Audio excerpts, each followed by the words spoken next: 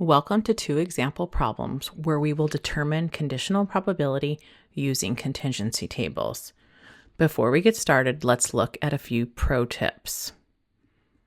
Conditional probability is the probability of an event occurring given that another event has already occurred.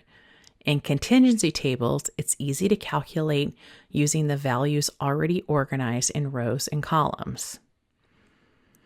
There is a formula to calculate a conditional probability. It's read probability of event 2 occurring given event 1 has already been established or occurred is equal to the probability that event 1 and event 2 occur divided by the probability of event 1.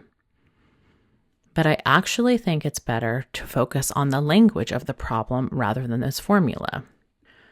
The first thing that you want to do is identify the given condition, which is event 1 in the formula.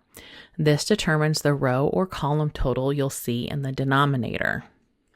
Then find the cell where both conditions E1 and E2 are true. This is going to be your numerator. Let's take a look at an example problem. For this example problem, we'll be using the study method versus grade contingency table. I've linked a copy of this table in the description below.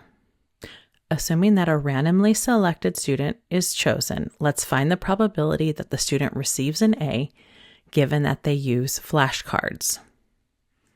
When you see that phrase, given they use flashcards, that tells us the condition that has already been established.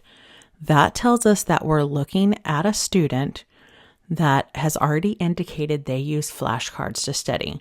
So in this case, we'll only be looking at this row where students used flashcards to prepare for exams. To find the probability a student earned an A, given that they use flashcards when they study, we need to find the number of flashcard users who got an A and divide that by the total number of flashcard users. Looking at the table, we see that there are 11 students who are flashcard users who received an A out of 22 total flashcard users. That means that this probability that a student received an A given they used flashcards is 11 out of 22. Let's go over to our calculator and convert this fraction to a decimal. As a decimal, this is 0.50. Often with probability, we're asked to record our answer as a percentage as well. So as a percentage, this would be 50%. The key for doing conditional probability is to look at the row or column for the given event that has already occurred and then calculate the probability using that information. Let's take a look at another example. In this example, we want to find the probability that a student uses flashcards given that they received a B. The first thing we want to do is focus on the given event that they received a B. In this case, we're going to focus on the column where the students' responses are recorded who indicated they received an average grade of B for their test. So now we want to find the probability that the student uses flashcards given that they received a B. So to do this, we need to find the number of flashcard users who got a B and divide it by the total number of students who got a B. In this case, we see that there were 3 students who used flashcards and got a B out of 16 students who got a B.